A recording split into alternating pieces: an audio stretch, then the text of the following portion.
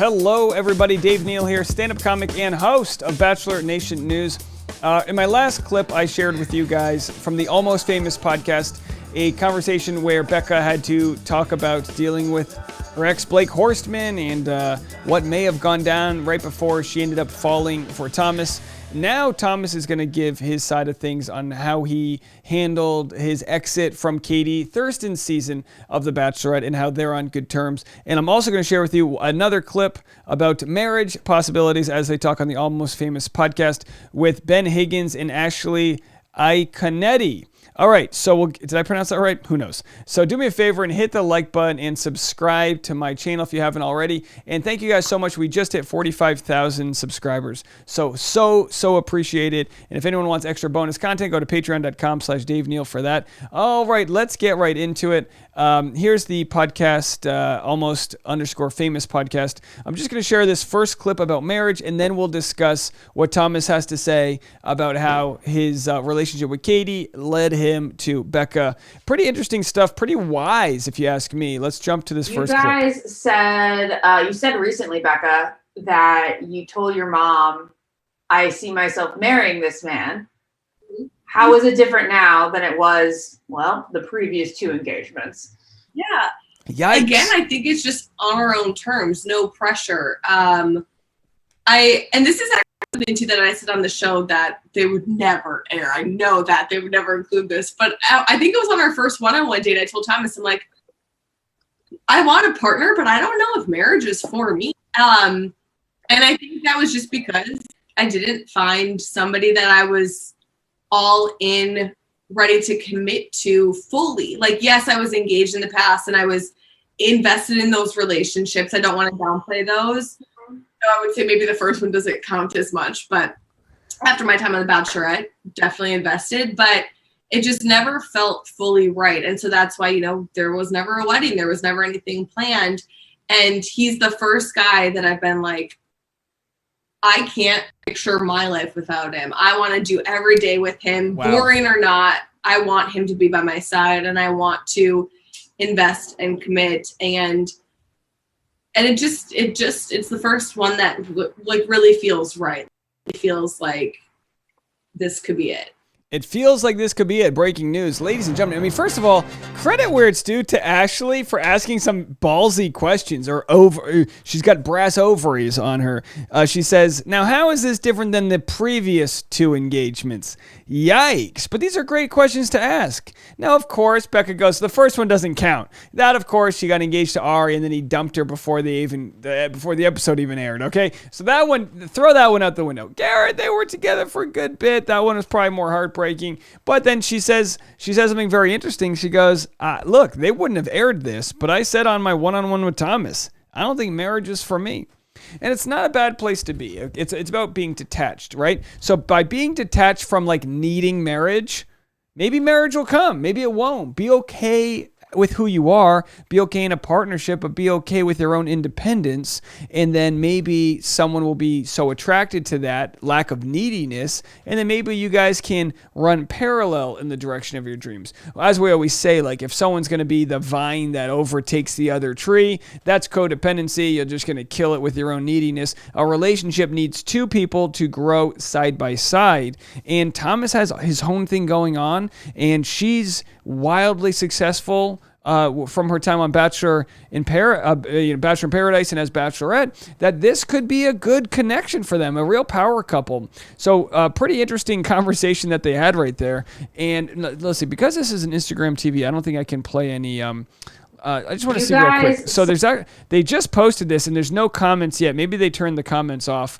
I'm watching this actually on Tuesday night for you guys because I'm traveling tomorrow. When you're watching this to Phoenix, go to my Instagram at dneals. If you want to see that, I'll be playing baseball in an adult baseball tournament there because that's what you do when you're in your 30s. And boy, I better pack the ibuprofen and Bengay. All right, so here's the featured video. This is the one I wanted to share with you guys. Thomas tells us how he feels towards Katie Thurston, and it's not bad. So if you don't remember, Katie was, their relationship started hot and heavy. Katie's into him, they're making out, the spanks are showing, the whole 9 yards, right? Then you had Aaron and other people say, hey, Thomas is here for the wrong reasons. The guys went up to Thomas and they says, would you be the Bachelor? And he goes, yeah, I'd be the Bachelor. If it didn't work out with Katie, he did the whole conditional, like if things don't work out, I'd love to. And then they go, oh, and they told Katie, he wants to be the Bachelor. He's only here to be the Bachelor. And it's like, I think the guy doesn't need the Bachelor. He seems to be successful with his own job. And like I said, maybe as far as his Bachelor literacy goes, he's not that smart IQ-wise in Bachelor Nation to realize these words would be used against him.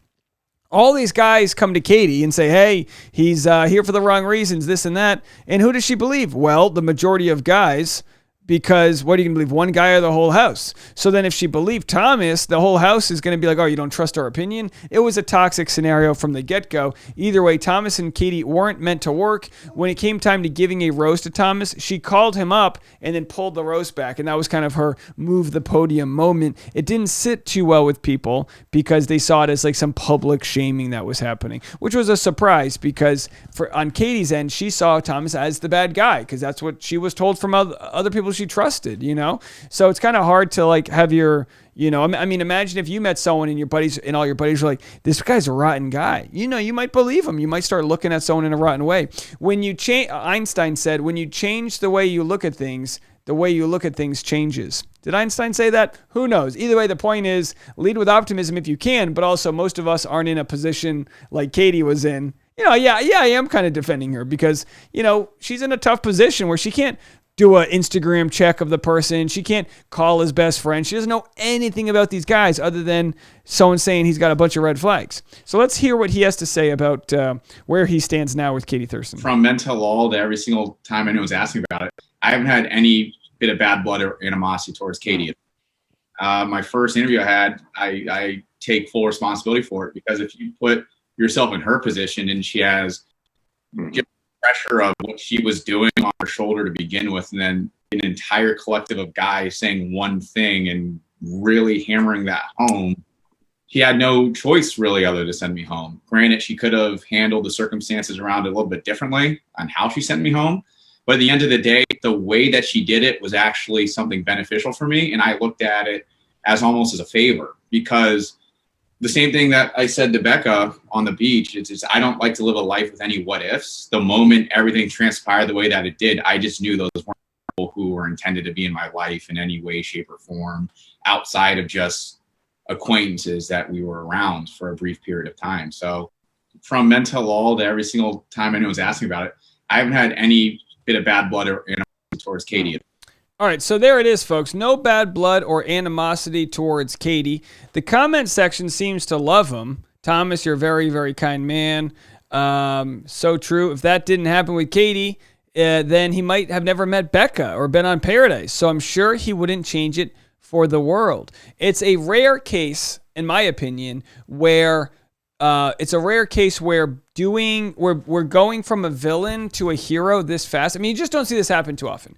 Every once in a while, the dust settles, you get a redemption story. This was like day and night. This was day and night where he was the villain, the bad guy. Oh, no one's going to like him. They gave him this nasty edit. And then all of a sudden, they bring him back on Bachelor in Paradise. And Becca's able to see a side of him, where they kiss, they canoodle on the beach. But Becca's she's maybe a little counter dependent. She's been through this rodeo before. She's done the rigmarole. She's like, oh, I'm not getting engaged here, so I'm headed home. And then when the cameras were off, when no one else was watching, when he could have moved on with his life, he asked her out, or maybe she asked him, either way, and they have been together ever since. That's one way to overcome adversity as a couple. So good for them. And if you guys want to go check that out, as always, go to the Almost Famous podcast, and you can listen to that. And I don't know if they have the full video or whatnot, but that's that. If there's any other breaking news, I'll get it to you guys, but I will be on the road all day. So if you see some weird breaking news from an iPhone, that'll be me, baby, and I'll be here to break it for you.